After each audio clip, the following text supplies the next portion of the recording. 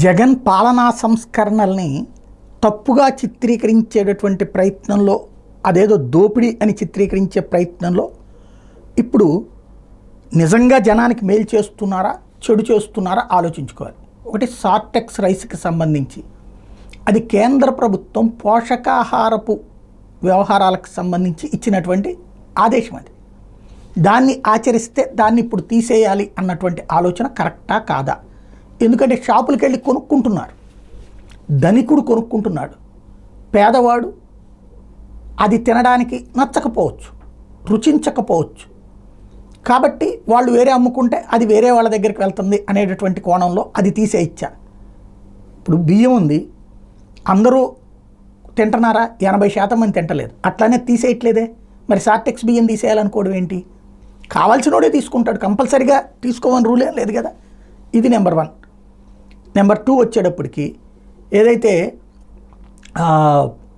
ఆరోగ్యశ్రీ, రాజశేఖర రెడ్డి ప్రారంభించినటువంటి ఆరోగ్యశ్రీ, ఇప్పుడు ఆ ప్లేస్లో దాన్ని బీమా కింద కన్వర్ట్ చేయడం, ఇంకా దాని మీద ఆలోచన చేస్తున్నామని చెప్తున్నారు. అంటే బీమా అంటే ఏంటి? మనం ఇప్పుడు నిన్ననే నేను కూడా మాట్లాడా, ఇన్సూరెన్స్ డైరెక్ట్గా మనం తీసుకోవడం అన్నట్టు చాలా మంచి ఆలోచన. కాకపోతే ప్రజల భాగస్వామ్యం లేకుండా ప్రభుత్వం పెట్టుకుంటుందా? ఇది అసలైనటువంటి అంశం. ప్రజల చేత డబ్బులు పెట్టించకుండా ప్రభుత్వం పెట్టుకుంటే అద్భుతమైనటువంటి ఆలోచన. అలా కానప్పుడు జగన్ విధానాన్ని కొనసాగించండి ఆరోగ్యశ్రీ. అలా కాకుండా ఆపేస్తే అదొక పెద్ద కష్టమవుతుంది. అంటే జగన్కి పరిపాలన చేత కాదంటే చేసుకురాగలిగాడు కదా. అప్పులు అంటారా? చంద్రబాబు టైంలోనూ ఉన్నాయి. అలాగే బకాయిలు అంటారా?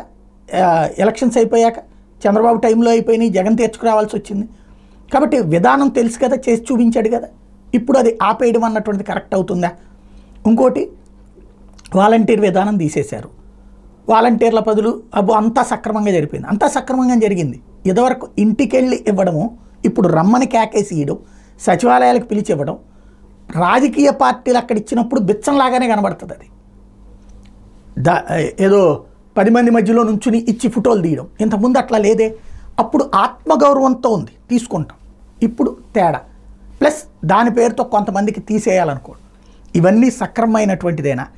జగన్ మీద ద్వేషం కాదు, జగన్ ఒక సిస్టమ్ని సెటరేట్ చేస్తే దాంట్లో తూట్లు పొడుచుకుంటున్నారేమో ఆలోచించుకుంటే బెటర్.